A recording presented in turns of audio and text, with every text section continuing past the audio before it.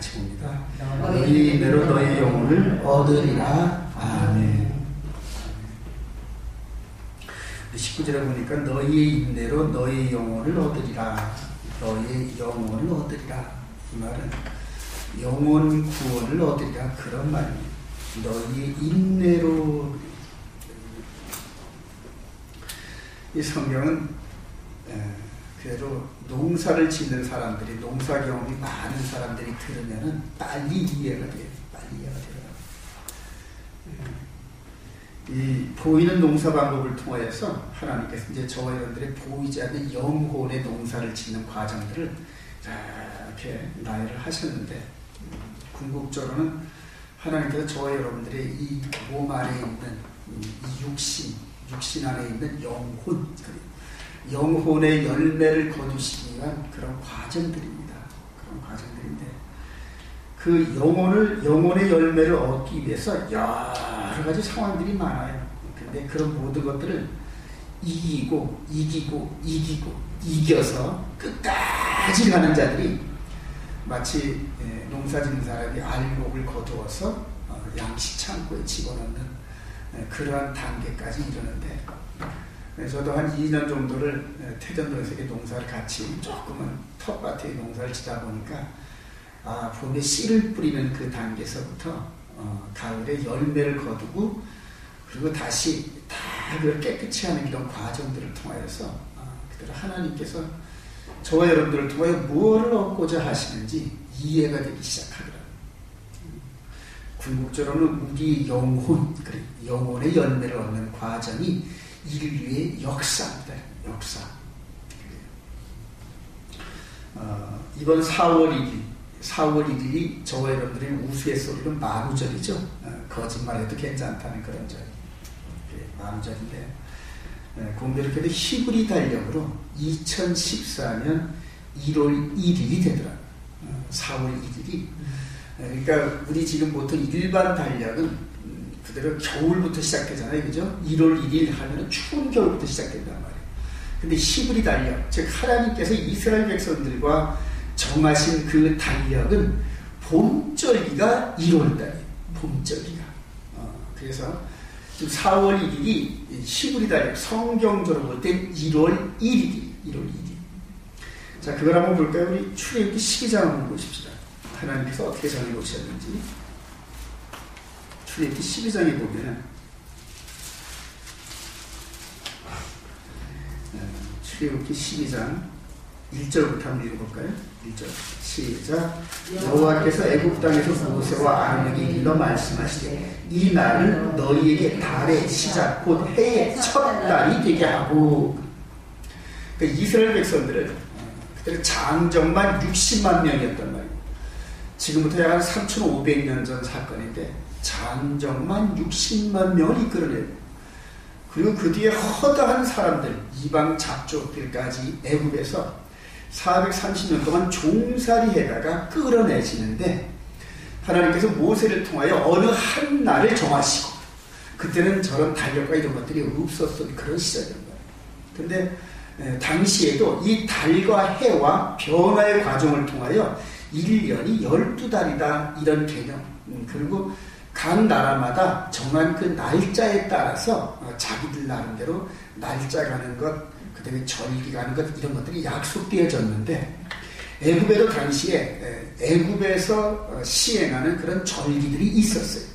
그런데 하나님께서 모세를 이렇게 보내시고 난 다음에 9가지 재앙이 이제 끝났어요. 9가지 재앙이 끝나고 10번째 재앙인 6월절 어린 양의 그 예식을 하기 전에 어느 한 날, 예를 들어 오늘일 수도 있고 어제일 수도 있고 내일일 수도 있지만 어떤 그 한 날을 그 해의 첫 날이 되게 하고 약속을 했단 말이에요. 하나님께서 천지만물을 만드시고 해와 달을 만드시고 그다음에 절기를 만드신 그분이 정해주신 그것이 가장 정확한 거예요. 가장 정확한 거예요. 그래서 이들에게 이 달을, 즉 그 달의 그 날을 첫날로 되게 하고 해의 첫날이 되게 했단 말이에요. 이제 그게 1월 1일이란 말이에요. 1월 1일. 자, 그리고 3절 한번 읽어볼까요? 3절 시작. 너희는 이스라엘 중 온 회중에게 말하기가 이달 열흘에 너희 각자가 어린 양을 취하지니 각 가족대로 그 식구를 위하여 어린 양을 취하되. 자, 오늘을 첫날로 정했단 말이에요.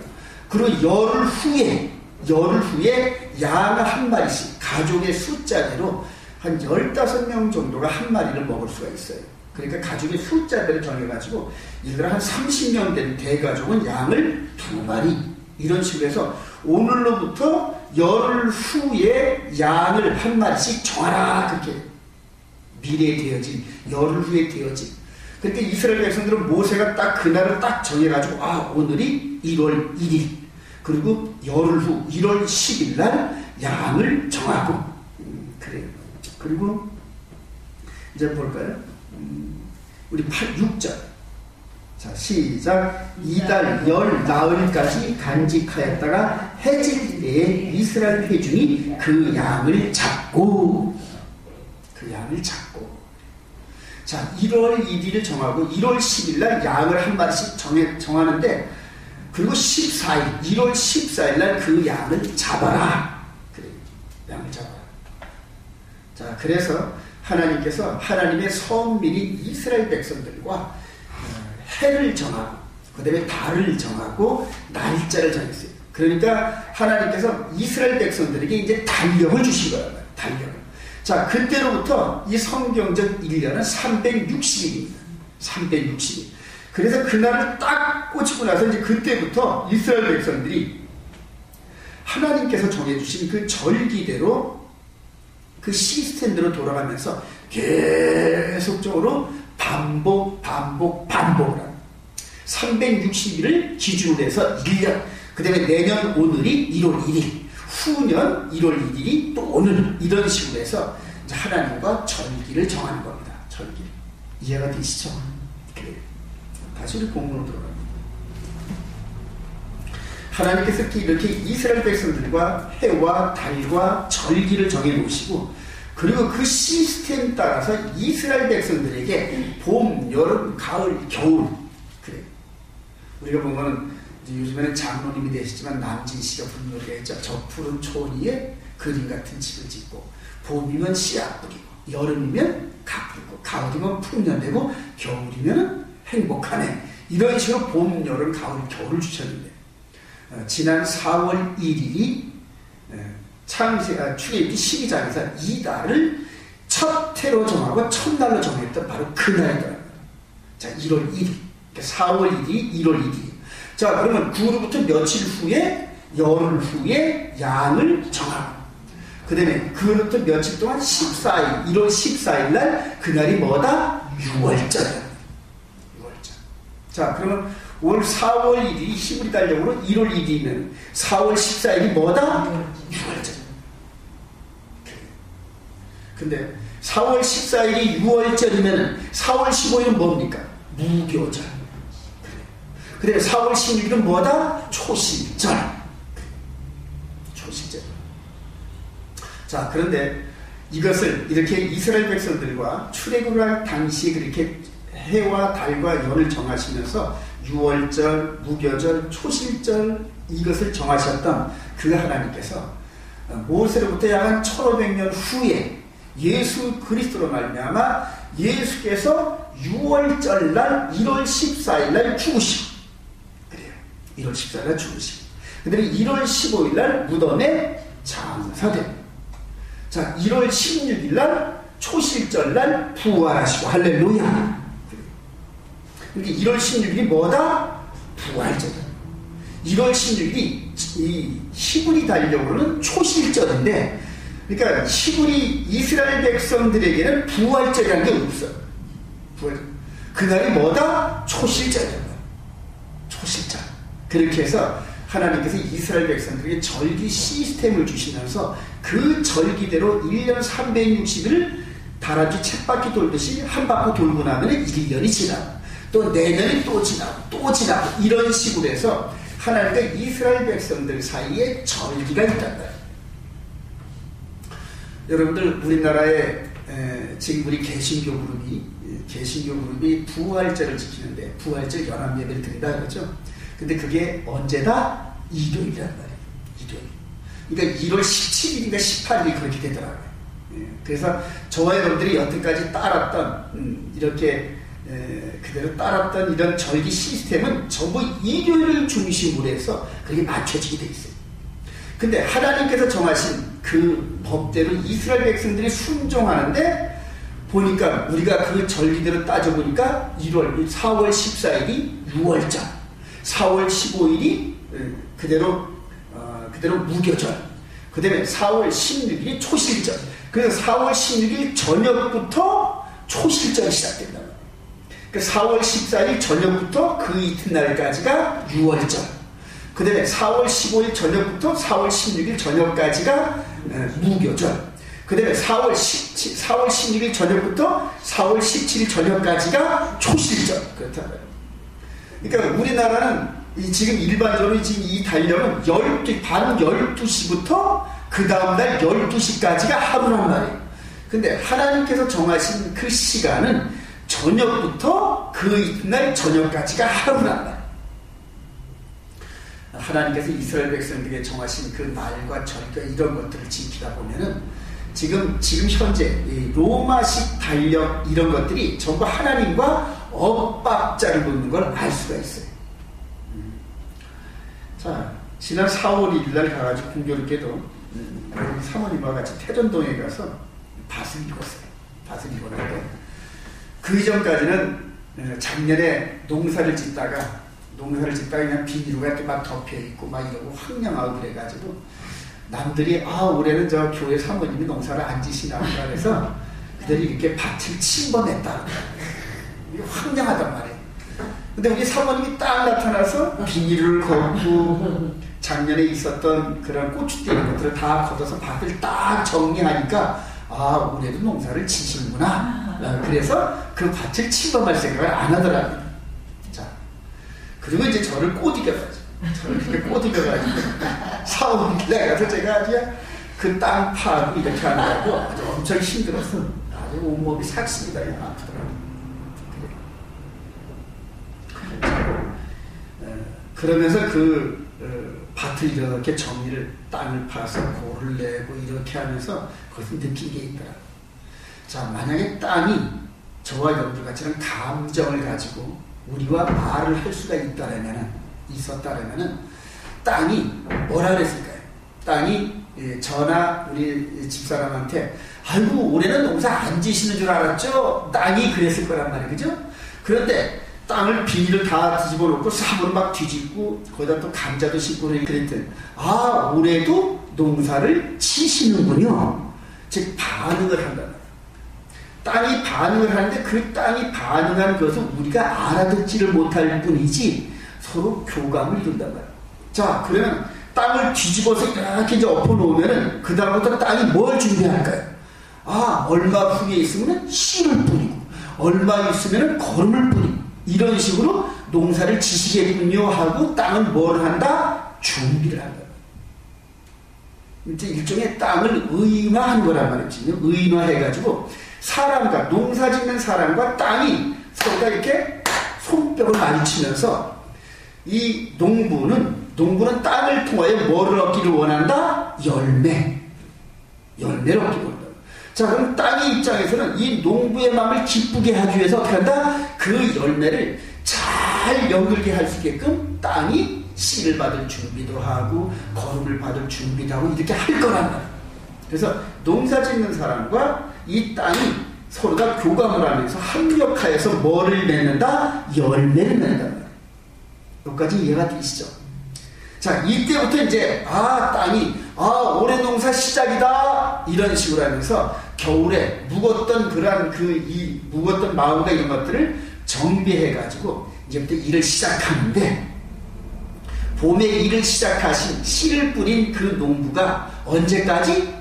가을에 열매를 맺을 때까지는 계속적으로 땅과 함께 뭐 한다? 일을 한다는 말이에요. 자, 그런 입장에서 땅의 입장에서 볼 때 지금 우리 이 땅에다가 고추씨를 심고 여러 가지 씨를 심은 이 농부가 우리가 완전히 열매를 내고 가을 거지가 끝날 때까지는 농부가 계속해서 뭐한다? 일을 한다. 그래. 이제 여기서 제가 깨달은 게 있어요. 우리 빌립보서 한번 가볼까요? 너희 안에서 착한 일을 시작하신 이가.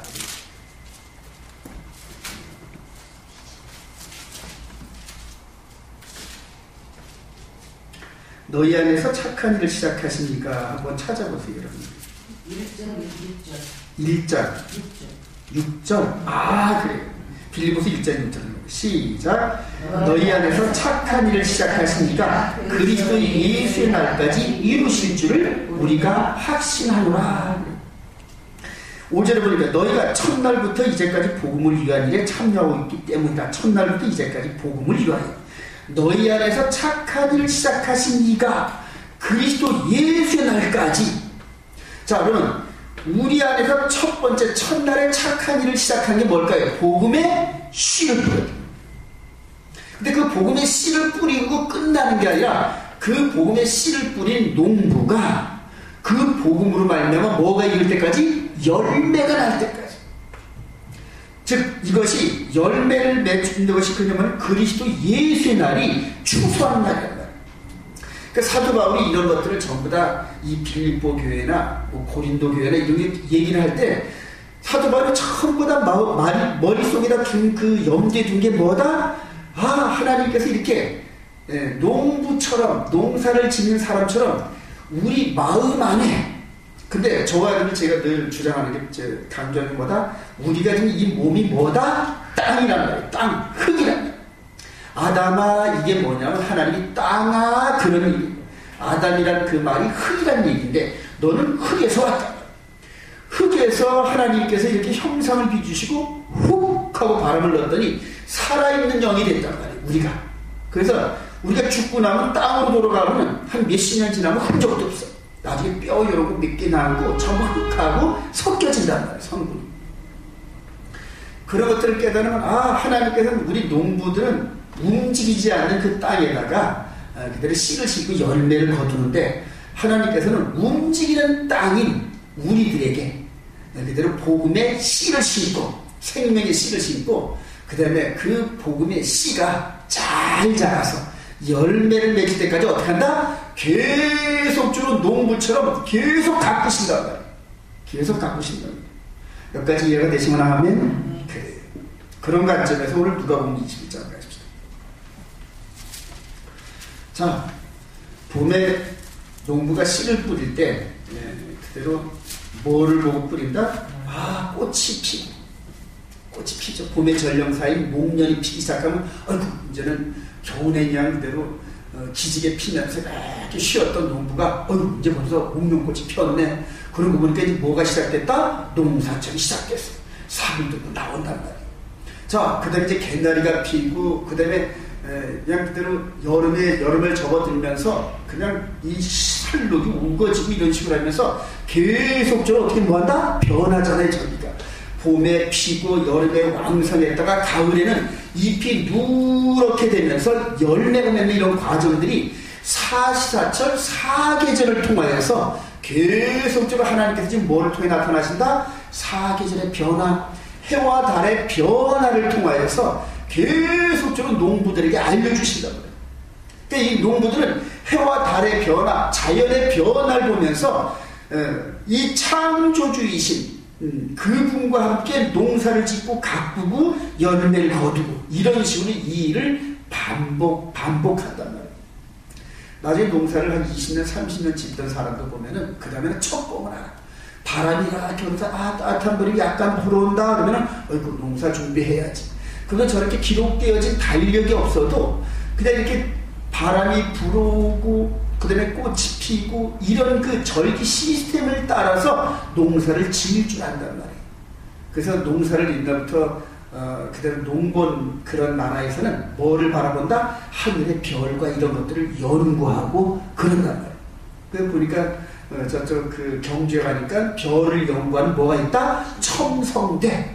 별의 움직임을 보면서 이 천지를 지으신 조물주가 어떤 식으로 하는지 어떻게 변화시키는지 거기에 따라 흉년도 될 수 있고 풍년도 될 수 있고 이런 식으로. 그래서 그런 것들을 미리미리 보면서 옛날 왕 같은 이런 사람들이 올해는 흉년일 것 같습니다.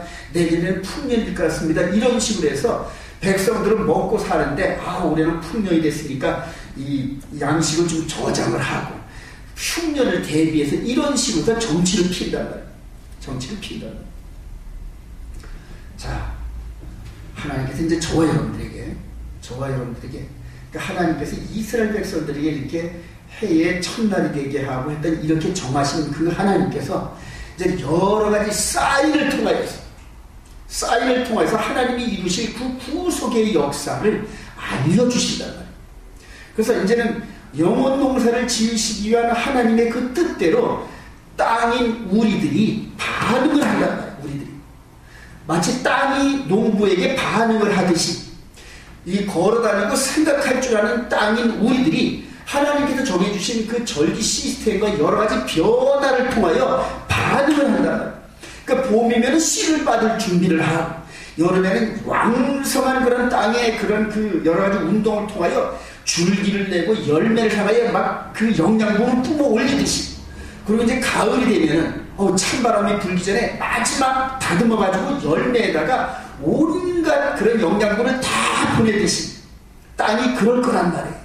마찬가지로 영혼의 열매를 맺는 그런 과정에 있는 저와 여러분들이 이 천지와 이런 것들의 변화를 보면서 이제는 가을 거지할 때가 얼마 안 남았네. 농부이신 하나님께서 이제는 영혼의 그 열매를 거둘 때가 얼마 안 남았네. 이런 걸 깨달으면서 좀 더 느슨했던 이런 마음들을 가다듬고 이런 식으로 준비한단 말이에요. 여기까지 이해가 되셔요, 여러분? 오늘 바로 우리에게 주어진 말씀이 그 얘기죠. 지금 예수 그리스도가 십자가에서 죽기 직전에 6월절 바로 직전 얼마 전에 마지막 성전 방문을 하면서 그 이전까지 3년 동안 이 성전을 방문하시면서 6월절부터 장막절까지 계속 이 갈릴리에서 예루살렘까지 오르락내리락 하시면서 이 사복음서가 기록되어졌어요. 그리고 오늘 이 누가복음 21장에서는 이제는 예수님께서 올 6월절에는, 그러니까 3년 동안 공생애를 하시고 그 다음에 반년을 쓰셨는데 그 반년을 쓰실 수밖에 없는 게 봄절기만 사용하셨단 말이에요. 올해 6월절에는 누가 죽는 6월절이다? 내가 죽는 6월절이다. 근데 제자들은 아직 그걸 못 느낀단 말이에요. 근데 평상시처럼 늘 성전에서 가르치시는 그때에 이제 예수님께서 장차 되어진, 즉 하나님께서 농사를 지으실 그런 과정 속에서 여러 가지 사인과 징조들에 대해서 지금 제자들에게 가르쳐 주시는 거예요. 오전에 21장 5절에 보니까 어떤 사람들이 성전을 가리켜 그러면서 그때 당시 헤롯 성전은 웅장하고 아름다운 그 성전을 통하여서 자랑하고 있을 때 우리 예수님께서 슬픈 얼굴을 하시면서 이 성전이 조만간 어떻게 되리라? 무너집니다. 근데 여러분, 당시에 이 성전이 있었을 때 그 웅장함 속에서 이 성전이 무너지리라고는 꿈에도 생각하지 못할 때, 12 제자들도 이거를 이해하지 못할 때입니다. 근데 우리 예수님께서 이 성전이 다 무너지리라, 돌 위에 돌 하나 남지 않고 다 무너지리라, 얼마나 웅장한지 모릅니다. 요즘에 그 인터넷에 들어가면 예루살렘에서 통곡의벽에서 막 그 유대인들이 기도하는 그런 장면을 보는데 그 바위 덩어리 하나가 400톤씩 되는 게 있어요. 어마어마해. 돌이 그냥 웬만한 건물 하나 정도 될 정도로 그 돌이 그렇게 큰 돌입니다. 근데 그렇게 해가지고 잘 지었던 그런 그 성전이 무너지리라 하는 것을 이해할 수가 없단 말이에요. 그래서 제자들이 깜짝 놀라요. 이 7절 한번 볼까요? 그들이 물어, 시작. 그들이 물어 이르되 선생님이여, 그러면 어느 때 이런 일이 있겠사오며 이런 일이 일어나려 할 때 무슨 징조가 있사오리까? 자, 이렇게 물어볼 때 제자들이 그 이전에 요 당시부터 600년 전에 그들은 이 솔로몬 성전이 무너지는 것을 이들이 역사에서 경험을 한 민족들입니다. 그때 느부갓네살 왕에 의해 가지고 그들의 예루살렘이 점령돼 가지고 얼마나 많은 사람이 죽었는지 몰라요. 그러니까 성전이 무너진다 그러면 이스라엘 백성들은 벌써 일이 벌어지겠네. 그러니까 그 성전이 무너졌을 때 그 안에 있었던 예루살렘 성 안에 있었던 사람들이 다 도륙을 당하고 엄청난 환란이 온다는 걸 이 예루살렘 사람 이스라엘 백성들은 안단 말이에요. 그러니까 예수님께서 성전이 무너진다 그러니까 이 제자들이 얼굴이 시커매지면서 아니 그때가 되면 무슨 징조가 있사오리까 하고 징조에 대해서 물어보는 징조. 어떤 사인이 있사오리까. 그래요. 그때 그 사인에 대해서 이렇게 설명 10절 시작. 또 이르시되 민족이 민족을 나라가 나라를 대적하여 일어나겠고 곳곳에 큰 지진과 기근과 전염병이 있겠고 또 무서운 일과 하늘로부터 큰 징조들이 있으리라. 하늘로부터 큰 징조들이. 예수님께서 이 말씀을 하시고 37년 후에 교회는 예루살렘 성전이 무너졌어요. 로마의 티토 장군에 의해서 무너졌는데 당시에 역사가 있는데 요세푸스라는 역사가 있었는데 그대로 예루살렘에 절기를 지키러 왔다가 그대로 성 안에 갇혀서 죽었던 사람들이 한 100만 명 정도 됩니다. 100만 명이 그 좁은 성에 갇혀가지고 그대로 저항을 하다가 로마군에 의해서 아주 도륙을 당해요. 우리 예수님께서 말씀하신 대로 1차적으로 예루살렘 성이 무너졌는데 예루살렘 성이 무너질 때의 그 모습이 앞으로 우리 예수님께서 다시 오실 그때에 전 세계가 무너지는 그런 모델하우스였단 말이에요. 모델하우스. 그러니까 2000년 전에 예루살렘 성이 예수님의 예언대로 무너지는 그것을 바라보면서 예수님께서 당신께서 다시 공중 재림해서 이 세상을 완전히 멸하실 때의 모습으로 설명을 해 나가는데 그게 11절 곳곳에 큰 지진과 기근과 전염병이 있고 또 무서운 일과 하늘로부터 큰 징조들이 있으리라. 자, 그리고 나서 똑같은 말씀을 하죠. 우리 27절 한번 볼까요? 27절 16절 27절 이런 일을 반복해서 또 설명을 하면서 27절 그때 시작 그때 사람들이 인자가 구름을 타고 능력과 큰 영광으로 오는 것을 보리라. 이런 일이 되기를 시작하거든 일어나 머리를 들라 너희의 속량이 가까웠느니라 하시니라. 주목하세요. 이 징조가 2000년 전에 선택한 이스라엘 백성들의 예루살렘 성을 이렇게 무너뜨리는 그런 과정에 작은 징조들이 나타났어요. 작은 징조들이. 그리고 그때부터 몇 년이 흘렀다? 2000년이 흘렀어요. 2000년이 흘렀는데 지금 이 누가복음 말씀 이 징조들이 즉 나라가 대적, 민족이 민족을 큰 지진과 기근과 전염병과 또 무서운 일이 뭔지는 모르겠지만 하늘로부터 큰 징조들, 하늘로부터 큰 징조들이 있는데 이런 것들이 지금 종합적으로 복합적으로 일어나고 있어요. 복합적으로.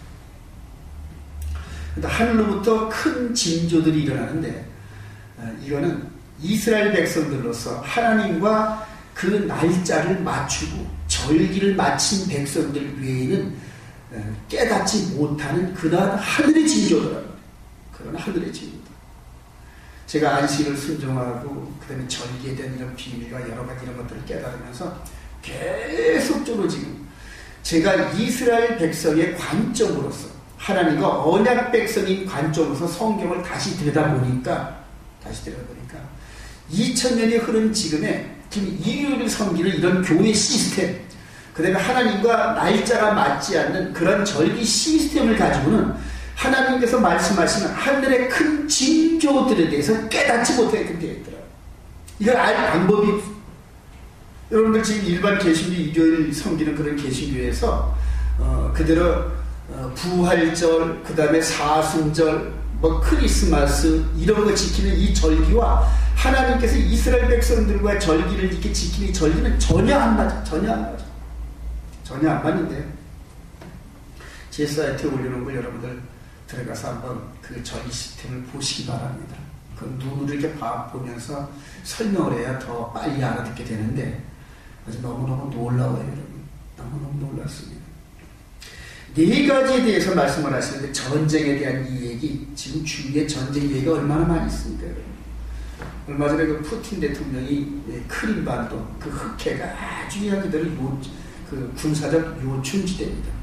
또 이스라엘 중심으로 지금 전쟁이 이란과 일촉즉발했습니다. 어제는 뭐 보니까 이스라엘 비행기가 시리아 거기에 가서 폭격을 해가지고 뭐 하여튼 항상 지금 뭐 전쟁 또 뭐 멀리 갈 것도 없어요. 지금 이 북한의 김정은이가 지금 뭐 수시로 지금 미사일 쏘고 폭탄 쏘는데 조금 있다가는 뭐 핵 실험하는데 핵 실험을 하면서 북한이 그 핵을 가지고 핵을 장착하고 남한을 공격할 징후만 보이면은 남한에서 먼저 때리겠다 이런 식으로.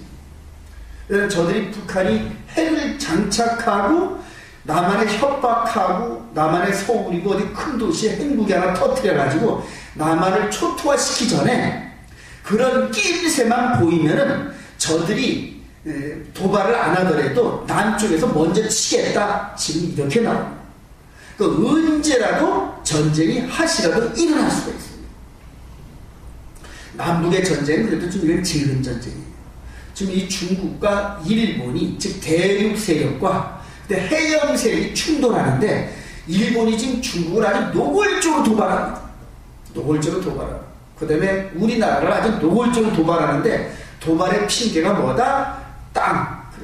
지금 우리나라 독도 이것이 보니까 어제 일본 교과서에 보니까 초등학교 교과서에서도 독도는 일본 땅. 근데 한국이 지금 강제로 점령하고 있다. 어떻게 하면 좋지? 뺏어와야죠. 이런 식으로 교육을 하고 있단 말이에요. 또 저쪽 그 남진아 쪽에 보면 뭡니까 후쿠시마 또 뭐 이런 그 도서 지역이 있는데 그거를 자기네 땅이라고 우겨가지고 중국까지 아주 일촉즉발했습니다. 근데 그런 것들을 가지고 왜 자꾸만 찝적대느냐? 미국이라는 거대한 나라가 일본을 떠받치고 있다. 야 가서 싸워. 이런 식의 싸움이 붙으면은 그냥 큰 싸움 붙게끔 하려고. 지금 전쟁이 전 세계적으로 일촉즉발해 있습니다. 경제가 무너지고 그래요. 지진은 여러분들 지금 말할 수 없죠. 엊그제도 보니까 칠레에서 8.2 지진이 나고 근데 미국의 옐로스톤 거기가 지진 막 징조가 일어나고 뭐 멀리 갈 것도 없어요. 한 일주일 전인가요? 우리나라 태안반도 거기에 지진이 나가지고 그들은 육지에서 흔들리는 것까지 느꼈다. 첫째 지진과 기근이지. 그리고 이상한 기후변화. 지난 겨울에 너무 따뜻해가지고 그때는 조류독감이니 뭐 이런 것들이 창궐하고 그리고 올해는 벚꽃이 한 10월 정도 일찍 폈답니다. 10월 정도. 이런 지구촌의 전체 기후변화. 근데 이런 것들은 늘 있어 왔지. 그렇기 때문에 사람들이 만성에 걸려 있어요. 그런데 가장 결정적인 변화가 하늘로부터 오는 징조랍니다. 하늘로부터. 제가 오늘 말씀드리고자 하는 것은 바로 그 징조를 얘기해요. 자, 누가복음 21장 11절 다시 한번 읽어봅시다. 11절 시작. 곳곳에 큰 지진과 기근과 전염병이 있겠고 또 무서운 일과 하늘로부터 큰 징조들이 있으리라. 주님 때 말씀하셨는데 요때로부터야 한 7, 80년 후에 요한 사도를 통하여 즉 1차적으로 예루살렘이 멸망하면서 주님의 말씀이 진짜였네 이렇게 깨닫고 나서 그때부터 한 40년 후쯤에 미래에 대해서 똑같은 일에 대해서 예언을 해놓았어요. 요한계시록 6장 한번 가보십시오. 요한계시록 6장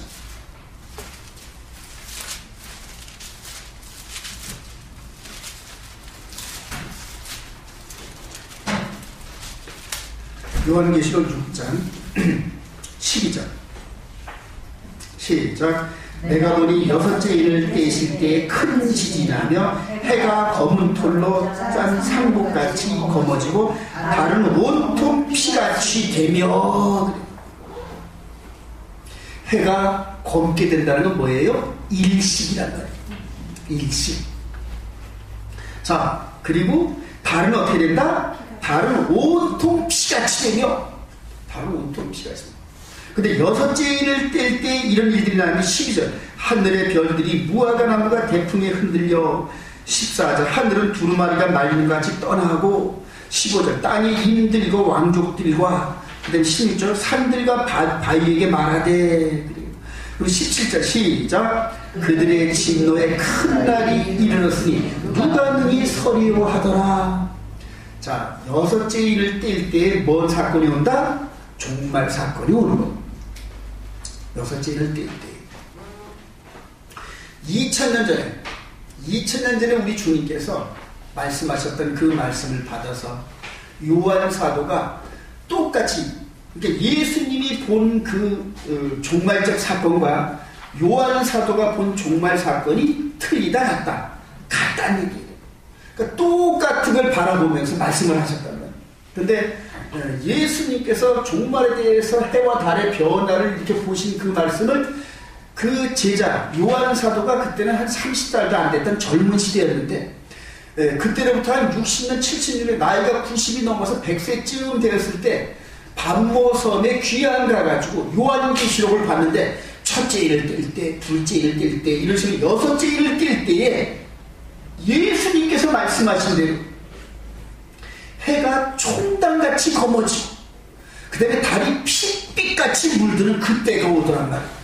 그때가 오는데 그것이 나타남과 동시에 벌어지는 세계적인 상황이 처처의 지진과 기근과 전쟁과 이런 것이 복합적으로 일어나는 거예요. 복합적으로. 그리고 산이 무너지고 그럴 때 이 세상의 왕들이 산이 무너지고 하는 이런 것들 속에서 종말적인 심판의 사건이 나는데 우리 주님 재림하실 때 하늘의 거룩한 백성들 열매된 백성들을 하늘로 쫙 끌어올리고 동시에 이 땅을 불로서 멸망시키는 그 사건이 눈에 보이더란 말이에요. 그게 요한사도가 여섯 번째 인을 뗄 때의 사건입니다. 근데 여섯 번째 인을 뗄 때에 그 시작점, 여섯째 인을 떼자마자 시작하는 그 징조가 이런 식으로 벌어집니다. 계시록 6장 12절 다시 한번 읽어봅니다. 시작. 내가 보니 누가 보니 요한이 보니 여섯째 인을 떼실 때에 큰 지진이 나며 해가 검은 털로 짠 상복같이 검어지고 달은 온통 피같이 되며 이게 무슨 징조? 하늘의 징조란 말이에요. 하늘의 징조. 자, 그러면 이스라엘 백성들은 이런 징조가 날 때 아이쿠 하고 깨달을까요? 못 깨달을까요? 깨닫게 된다. 즉 출애굽기 12장에서 이 날이 첫날이야. 그리고 유월절, 무교절, 그 다음에 초실절, 그 다음에 오순절, 그 다음에 가을절이 대속절로 시작해가지고 장막절까지 하나님과 절기 시스템을 딱딱딱 맞춰가는 이스라엘 백성들은 하나님께서 그 절기 시스템 따라 하늘의 변화를 주신단 말이에요. 하늘의 변화를 주시면서 종말에 대한 이런 것들을 미리 내다볼 수 있는 예지력을 주셨단 말이에요. 예지력. 이 성경은 온통 이스라엘 백성들이 몇백 년 후, 천년 후 되어질 그런 일들을 미리 예언하고 그 일들이 이루어진 사건들을 계속 기록한 거예요. 근데 이스라엘 백성들에게는 예언의 능력을 주셨단 말이에요. 그리고 저와 여러분들은 그 성경에 기록되어진 말씀 따라서 믿고 그때마다 순종하는 거예요. 이해가 되시나요, 여러분? 그래요. 우리 대선이가 조금 이쪽으로 더 가든지 서리살이 이쪽으로 더 가든지 그렇게 불편한 것 같아. 자꾸 이렇게 하니까 괜찮아요. 자, 주목하세요. 자, 그런데 요한 사도가 봤던 달이 핏빛같이 물드는 사건과 그다음에 해가 총당같이 검어지는 사건이 올해하고 내년 2015년도, 2014년도, 2015년도에 2년에 걸쳐서 일어나요. 제 사이트에 여러분 들어가서 여러분 그 필히 보시기 바랍니다. 2014년도 올해 즉 지난 4월 1일이 1월 1일이죠. 1월 14일이 6월절이죠. 이번 1월 그러니까 4월 14일 저와 여러분들이 6월절 저녁 즉 월요일 저녁에 모일 겁니다. 그리고 그날 성만찬을 할 겁니다. 성만찬한데 그날 밤에 우리나라에서는 안 보일지 모르지만 이스라엘에서는 이스라엘의 그 성전, 예루살렘의 성전을 중심으로 뻘건 달, 그러니까 핏빛같이 물든 달이 뜨게 돼 있어요. 6월절이 1년의 뭐다? 시작절기란 말이에요. 그리고 1년의 끝절기는 뭐다? 장막절인데 올해 가을에 장막절에, 그러니까 6월절 날 뻘건, 그러니까 달이 핏빛같이 물들고, 그 다음에 올해 장막절 날 그날 밤에 예루살렘 중심으로 해서 또 뻘건 달이 뜹니다. 근데 이 뻘건 달이 뜨는 이유가 왜 그러냐면은 그대로 해와 지구와 달 사이에 이 지구가 완전히, 그러니까 달의 그림자가 완전히 이렇게 들어가면은 그 타임에 그대로 해부터 나오는 그 빛에 의해 가지고 완전히 뻘건 빛으로 달이 변한답니다. 그게. 그러니까 그 타임이 잠깐 동안인데 해와 그 다음에 지구와 이 달이 완전히 일직선으로 쫙 써가지고, 근데 그게 몇십 년 만에 한 번, 몇백 년 만에 한 번 있을까 말까 한데, 근데 그 타임 때에 잠깐 동안 그렇게 달이 붉은 달이 된답니다. 그 잠깐. 그러니까 해와 지구와 달의 움직임, 이거는 누구만이 움직이신다? 하나님만. 그래요. 그러니까 그 누구도 일부러 달을 뻘겋게 만들 방법이 없어요. 마귀도 이건 죽었다 깨라도 못합니다.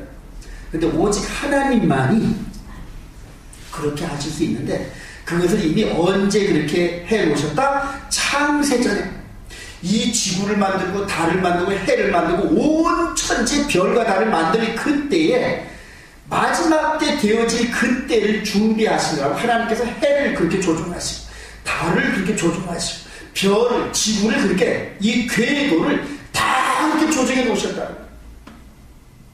이거는 인간의 머리는 깨달을 수가 없다. 그런데 그렇게 해서 2년 사이에 달이 4번 핏빛으로 변하는 사건이 지금까지 3번 있었어요. 3번 있었는데 맨 첫 번은 1493년부터 1494년이 있었어요. 자, 이때는 스페인이 전 세계에 가장 강력한 그런 군사를 갖고 있는 나라였는데, 여러분 1492년은 뭐가 생각납니까? 1492년 하면 콜럼버스가 신대륙이다. 근데 콜럼버스가 유대인입니다. 콜럼버스가 1492년에 그대로 이 스페인의 엘리자베스 그 여왕의 자금을 받아가지고 그 배 선단을 이끌고 항해를 하다가 몇 달 만에 항해 가다가 서쪽으로 가다가 뭐를 발견했다? 이 북아메리카 신대륙을 발견했단 말이에요. 그렇게 해서 그때부터 항로가 개설돼가지고 어디로 가는 길이 열렸다? 신대륙으로 가는 길이 열렸다. 근데 1492년도에 당시에 이 이스라엘 백성들이 어디 살았냐면 스페인에 가장 많이 살았어요. 스페인에 한 10만 명 정도가 살았단 말이에요. 근데 1492년에 동시에 콜럼버스를 통하여서 신대륙이 발견되는데 어떤 사건이 벌어졌냐면, 그때 종교적인 그런 사건이 벌어졌는데 1492년에 스페인의 국왕과 여왕이 합작을 해가지고 자기 영내, 즉 스페인 땅에 살고 있는 이스라엘 백성들을 전부 개종해라. 그러니까 이 이스라엘 백성들은 어디 가든지 뭘 지킨다? 안식일을 지킨다. 근데 그때 당시에 이 스페인은 무슨 나라였다? 카톨릭 국가였다. 카톨릭과 아주 짝짝꿍 맞는 그러한 국가였는데, 카톨릭은 그때 당시 뭘 섬겼다? 이교회를 섬겼다. 그러니까 이교회를 섬기는 그 나라에서 안식일을 지키는 이 유대인들이 뭐에 가시? 눈에 가시 같았단 말이에요. 그래서 포고령을 내는데 한 10만 명 정도 되는 이스라엘 백성, 유대인들을 향하여서 개종을 하든지, 그러니까 카톨릭으로 개종을 하든지 이 스페인을 떠나든지 둘 중에 하나예요. 그때 반수 정도가 그대로 그 콜럼버스가 개척한 그러한 그 항로를 따라서 어디를 갔냐면 그대로 신대륙으로 도망을 갔어요. 하늘의 백성, 하나님의 백성들이. 즉 하나님과 절기를 맞추고 날짜를 맞추고 안식을 마치면서 그 법대로 살아가는 그 10만 명 중에서 반 정도가 그대로 쫓겨다시피 살고 있는 터전, 몇백 년씩 잘 살고 터전과 이런 직업과 이런 것들을 모든 걸 갖췄던 그걸 다 버리고 포기하고 길 설고 낯설고 가면 죽을 줄도 모르는 그걸 향하여서 종교의 자유를 찾아서 하나님과 정한 그 절기, 날짜, 안식 이걸 통하여서 하나님과 교제하기 위해서 살던 모든 터전을 포기하고 그들을 가다 죽고 배가 파손돼 죽고 그래도 갔다 반 정도는 카톨릭으로 개종을 해버려요. 그러다가 완전 개종을 하고 그 후에 또 안식일 이런 것을 지키다 또 죽임당한 이런 사람들이 수없이 많아요. 근데 하나님의 백성 10만 명을 바라볼 때 하나님의 백성들에게는 큰 환란이에요. 거기서 개종을 거부했던 많은 사람들이 수없이 많이 불에 타 죽고 그랬어요. 이스라엘 백성들. 안식을 지킨 백성들. 근데 그렇게 하고 나서 1493년과 1494년 2년 동안에 6월절 날 뻘건 달, 장막절이 붉은 달. 그 다음에 1494년 똑같이 6월절 날 뻘건 달. 그 다음에 장막절 날 붉은 달. 그 하늘에 뻘건 달이 즉 이스라엘 백성들이 지키는 6월절과 장막절이 그렇게 있고 2년 사이 연달아 그렇게 있더란 말이에요. 그렇게 고난을 당하면서 서름을 당하면서 그대로 죽임을 당하면서 있었던 그 백성들이 하나님께서 정해준 그 날짜 6월절을 지키는데 그 달이 빨개 하나님이 내 백성들아 그래도 하늘의 징조를 보면서 위로해 주시다. 할렐루야. 하나님께서 장막절날 붉은 달 이런 식으로 해서 2년 사이에 4번씩 붉은 달이 나타나는 것을 테트라드라는 테트라드. 이게 첫 번째 1493년도부터 있었고 근데 두 번째 4번 뻘건 달이 있을 때가 1949년 1950년 자 1948년도에 뭐가 있었다? 이스라엘 백성들의 독립이 있었다. 1948년도 5월 14일 날 이스라엘 백성들이 아랍 진영의 극심한 반대와 공격을 무릅쓰고 거기에 터를 잡고 예루살렘에 터를 잡고 이스라엘 백성들이 이제 또 독립한다 이렇게 하고 선포했는데 1948년도 5월 14일 날 유엔에서 극적으로 이스라엘의 독립을 인정한다. 1948년도에 그랬다. 그리고 나서 1949년도와 1950년도 이때 똑같이 6월절과 장막절에 붉은 달이 있어요. 그 다음에 또 그 이때 내에 똑같이 붉은 달이 4번 연속 있었다. 그래요. 그리고 세 번째는 언제냐? 1967년도와 1968년도에. 자, 1967년도에 뭐가 벌어졌다? 6.1 전쟁이 벌어졌는데 이때 이스라엘의 존망이 그들 아랍의 그 수백만 수천만의 그런 군대와 이스라엘의 풍전등과 같은 그런 작은 무리들이 싸우는데 그때 여러분도 혹 들었을 거예요. 그러니까 외국에 유학했던 아랍의 유학생들은 안 가 그랬단 말이야 전쟁에. 근데 이스라엘에서 유학 온 이스라엘 백성들은 학업을 중단하고 그대로 어디로 갔다? 이스라엘로 싸우러 갔다. 이게 6.1 전쟁이에요. 근데 6.1 전쟁이 기적같은 방법으로 이겼다. 할렐루야. 그리고 1967년도에 예루살렘이 회복이 돼요. 그 이전까지는 독립을 했는데 예루살렘을 그대로 팔레스타인 진영에 뺏겨 있었단 말이에요. 근데 1967년도에 중동 전쟁이 일어나면서 냈다 공격하는 가운데서 예루살렘까지 회복이 됐단 말이에요.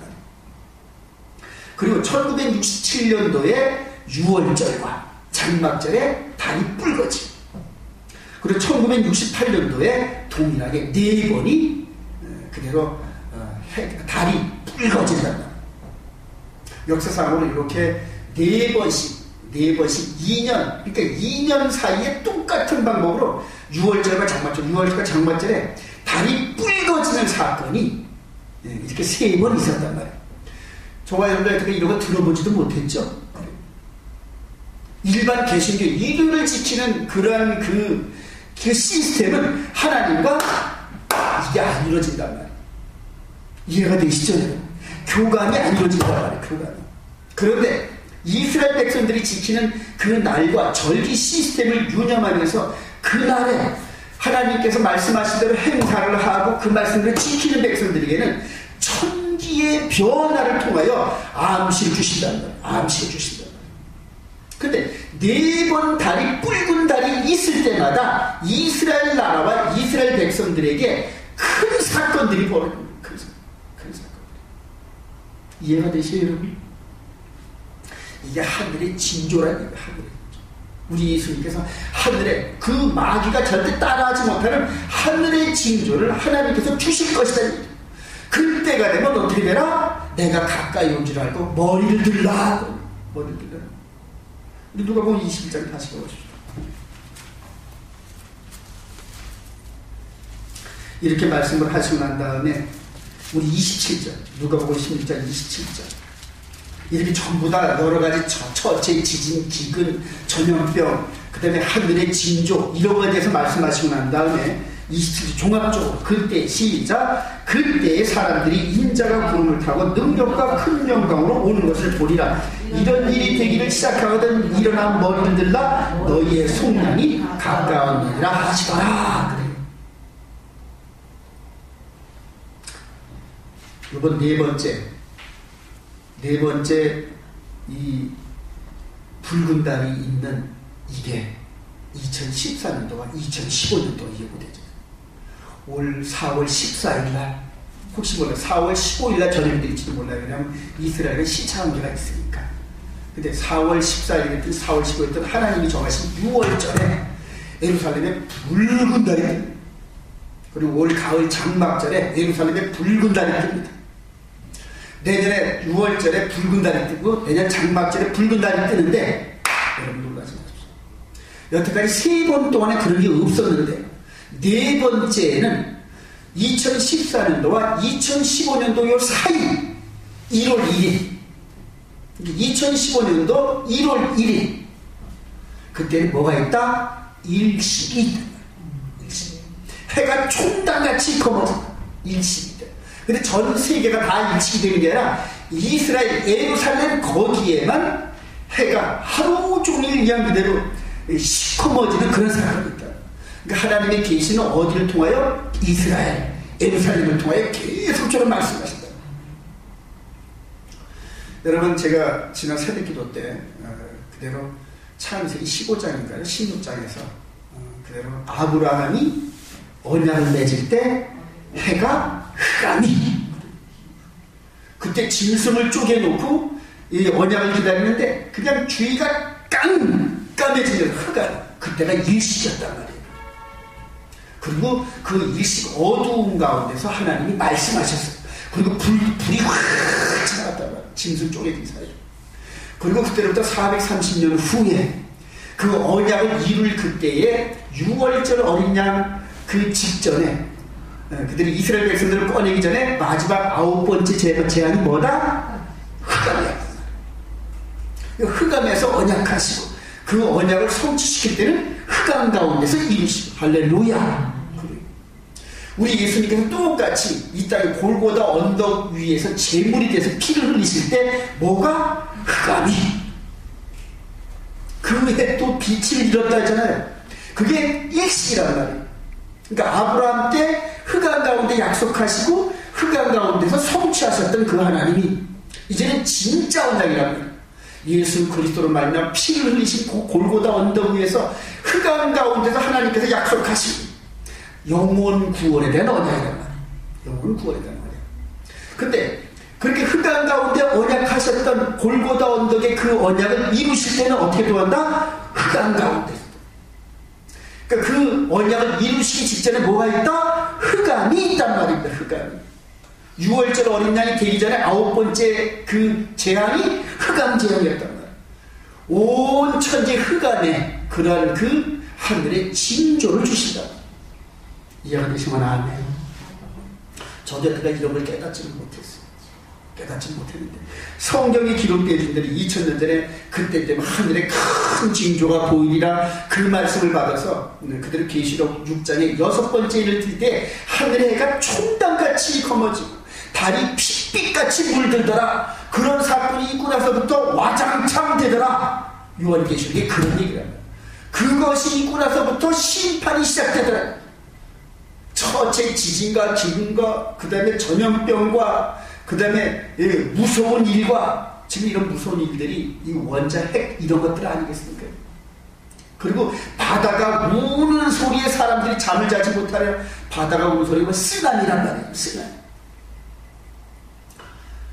이제 앞으로 지진이 어마어마해진답니다. 대지진의 징조는 여러분 지금 칠레의 이런 8.2, 9.2 이 지진도 엄청난데 근데 그거는 대지진의 전조라는 미국의 엘러스턴 그 라인들이 전부 다 그게 불의 활점 지역인데 엘러스턴에서 4.5, 5.5 이런 지진들 이런 것들이 미진들이 계속 일어나. 일본도 지금 미진이 계속 일어나. 그 여파로 우리나라도 지진의 안전지대인데 얼마 전에 5.몇 지진이 일어나. 이런 것들이 지금 큰 지진을 예고하는 지진의 전조라는 거예요. 그 큰 지진. 태평양이 반이 쪼개질 정도의 그 큰 지진 나면 태평양 연안의 모든 나라들은 쓰나미를 전부 다 씁니다. 쓰나미가 보통 무서운 게 아니더라. 그냥 물이 서서 오는 거예요. 서서 오는데 시속 600km로 온다. 물이 뻗쩍 서가지고 그냥 달려오는 거예요. 물이 그냥. 요번에 그 후쿠시마 거기 원자력 그 발전소 거기 쓰나미 보니까 이거는 뭐 거칠 것이 없더라. 거칠 것이. 근데 그런 일로 사람들이 두려워 떨리라. 마지막 때. 여러분, 네 번째 이 달이 네 번씩 핏빛을 물들고 그 사이에 이 흑암, 일식, 요괴. 근데 그거를 지금 이거 인터넷에 받고 이런 식으로 해서 관심 가지고 계속 연구하면서 여기저기 이렇게 퍼뜨려 이렇게 같이 공감을 하는데 그대로 이스라엘에 관심이 있는 사람들은 더 알아들어요. 그러니까 이스라엘을 중심으로 하나님께서 역사를 이끌어 가신다 하는 사람들은 관심을 두는데 대체 신학에 물들어 있고 일요일을 중심으로 한 모든 교회들은 무슨 소리 하고 있어? 전혀 못 알아들어요. 그래서 저와 여러분들에게는 도둑같이 오시지 않는 주님, 할렐루야. 왜냐하면 우리 주님이 계속 하늘과 이런 것들을 미리 징조를 말씀하시면서 저와 여러분들이 2014년도 2015년도 절기를 지키면서 뻘건 달을 보면서 가슴이 쿵쿵쿵쿵 하면서 다시 뭘 본다? 성경을 들어. 성경을 들여다보면서 준비한다.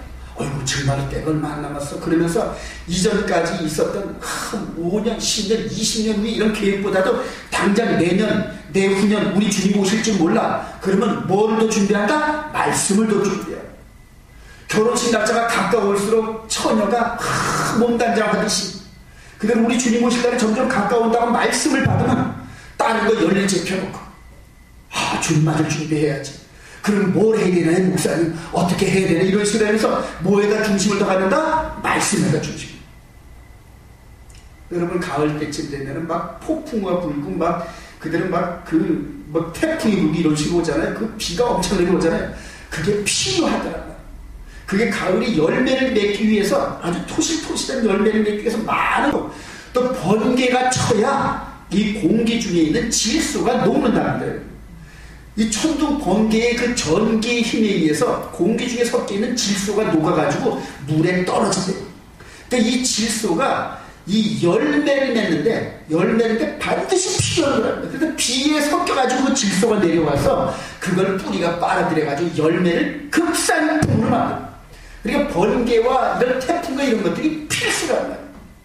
그리고 거기에서 떨어지지 않고 남아서 끝까지 견디는 열매들만 극상품 열매가 되죠. 중간에 태풍과 이런 것들이 전부 해가지고 부는데 떨어지는 건 뭐다? 낙과잖아요. 그런 것들은 그냥 그대로 쓰레기 처분받잖아요. 근데 그런 태풍과 이런 속에서 흔들리면서도 그냥 시기불알, 소불할 만한 이런 것이 흔들흔들하면서도 안 떨어져. 배에서, 배나무가, 사과나무가 안 떨어져. 그런 것들이 남아가지고 그대로 서리가 내리기 직전까지 햇빛과 물과 해가지고 극상품이 되죠.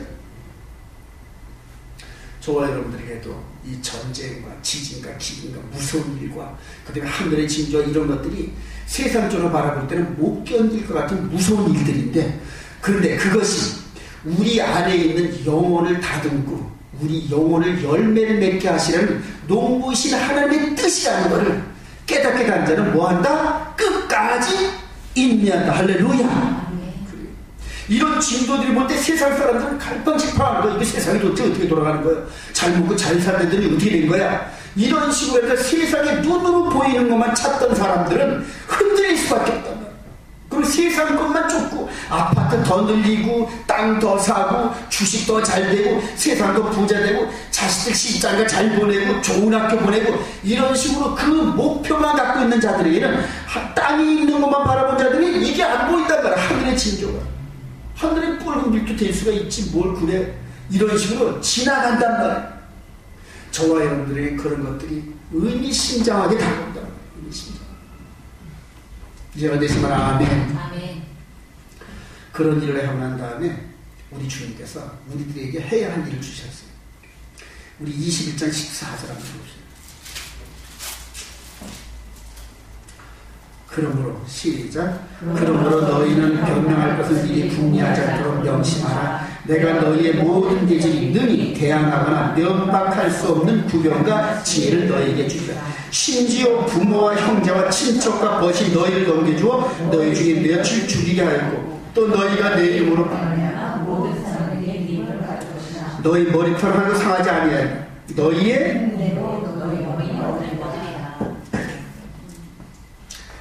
하나님께서 선민이고 하나님의 아들 예수 그리스도의 생명을 주고 바꾼 하나님의 거룩한 백성들을 마지막 징조들과 함께 극상품 열매를 가꾸는 그런 과정이란 말이에요. 근데 그 과정에 그냥 천지지변과 함께 뭐가 또 따라붙는다? 고추 같으면 그냥 그대로 그 가을에 오는 병을 뭐라 그러죠? 탄저병. 하여튼 열매를 맺을 때쯤 되면은 온갖 그 질병과 온갖 병추애들이 그냥 달라붙어야 그 열매를 어떻게든지 그냥 그대로 먹으려고. 그런 식으로 영혼의 열매를 맺어가는 저와 여러분들에게도 이런 현상이 붙는다니. 16절 한번 볼까요? 심지어 부모와 형제와 친척과 벗이 그래. 너희를 넘겨주어 그래. 그리고 죽인다는 얘기. 심지어 여러 상황 속에서 이런 인과관계, 직장관계, 그 다음에 여러 가지 혈육과 이런 관계를 통하여서 저와 여러분들이 하나님과 이렇게 교통하는 그 절기 시스템과 안식일과 말씀을 통하여 받는 이 영양분을 통로를 막기 위해서 온갖 방법으로 쓰러뜨린다. 온갖 방법. 근데 저는 이런 것들을 내다보면서 결코 순탄하지 않은 이 사역을 보면서 막 어떤 때는 막 지레 눌려있죠. 지레 눌려요. 이게 지금 과연 이걸 끝까지 따라올 사람이 얼마나 있을까? 얼마나 있을까? 그리고 그걸 얼마나보다도 과연 내가 이 길을 끝까지 갈 수 있을런지. 그러니까 그게 막 가위를 눌리는 거예요. 저는.